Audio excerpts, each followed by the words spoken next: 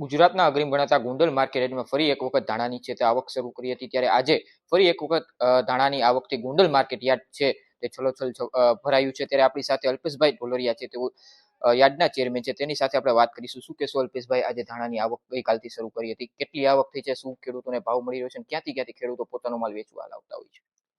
આમ તો Gondal marketing yard એ વિસ્તારની દ્રષ્ટિએ ભારતનું સૌથી મોટું અને રોયલ માર્કેટિંગ યાર્ડ છે અને ગોંડલ માર્કેટિંગ યાર્ડની અંદર સમગ્ર ભારતમાંથી તમામ મસાલા કંપની ગોંડલ માર્કેટિંગ યાર્ડમાં ધાણા ખરીદવા આવે છે। એનું કારણ એ છે કે ભારતનું ધાણાનું સૌથી મોટું સેન્ટર ગોંડલ છે અને એને હિસાબે જેટલા વેપારીઓ અહીંયા આવે છે એને હિસાબે કાલની એક જ રાતમાં 1.5 લાખ કરતા પણ વધારે ગુણી ધાણા એ ગોંડલ માર્કેટિંગ યાર્ડમાં આવ્યા છે।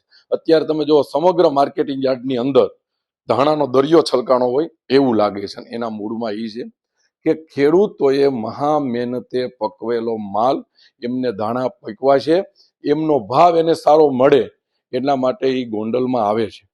નહીતર અત્યારે જામનગર, ગીર સોમનાથ, જુનાગઢ, ભાવનગર, સુરેન્દ્રનગર, અમરેલી એવી રીતે સમગ્ર સૌરાષ્ટ્રના ખેડૂતો વચ્ચે 10-10, 12-12 માર્કેટિંગ યાર્ડ વચ્ચે આવતા હોય એ છોડી અને ગોંડલ માલ નાખવા આવે છે।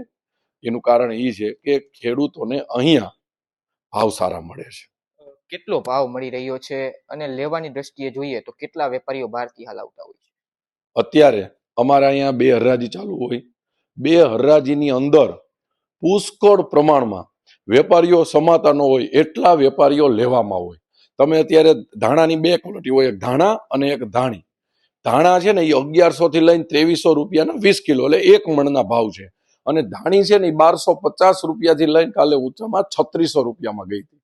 આવી રીતે ખેડૂતોને જો ભાવ ન મળે તો ગોંડલ માર્કેટિંગ યાર્ડમાં માલ વેચવા આવે નહીં। ગઈકાલે એક વિડીયો વાયરલ થયો હતો, 6 લેનની કામગીરી હતી, વાહનોનો થપ્પો માર્યો હતો, અહીંયાથી એક ટ્રક ચાલ્યો હતો, એમાં એક ખેડૂતની ધાણાની બોરી જે તે તૂટી હતી, એ શું સમગ્ર ઘટના હતી? આમ તો અમારે અહીંયા અમુક મિત્રોએ એક એવો વિડીયો ચલાવ્યો કે રોડ ઉપર અમારો એક ટ્રક ઊભો છે, એક ડમ્પર વાળો નીકળે છે, આકસ્મિક એ ડમ્પરની ઉપરનો સાઈડનો હૂક ઈ ખેડૂતના એક ગુણીમાં ભરાય છે અને ખેડૂતનો માલ બગડે છે। પણ તમને કાલની રાતની ઘટના કહું, તમને અચરજ લાગશે। કાલ એક જ રાતમાં 1.5 લાખ કરતા વધારે ગુણીની ધાણાની આવક થઈ। કાલ એક જ રાતમાં 30,000 કરતા વધારે ગુણી ઘઉંની આવક થઈ। કાલ એક જ રાતમાં 35,000 કરતા વધારે ગુણી ડુંગળીની આવક થઈ।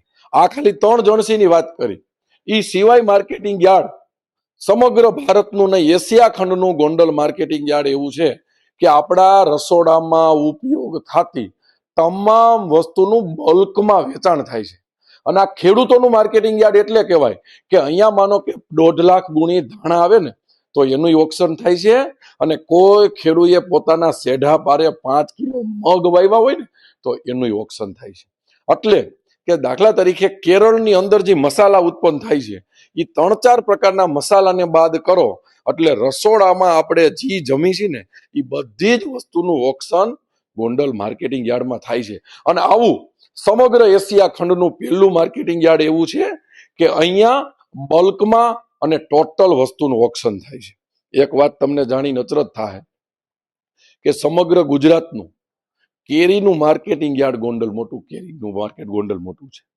કેરીનું હબ ગીર ગણાય, કેરીનું હબ વલસાડ ગણાય અને કેરીનું હબ કચ્છ ગણાય। પણ ત્યાં બધે 10,000, 11,000 બોક્સ વેચાતા હોય ને ત્યારે ગોંડલ માર્કેટિંગ યાર્ડમાં રોજના 50,000 થી 65,000 બોક્સ વેચાય છે।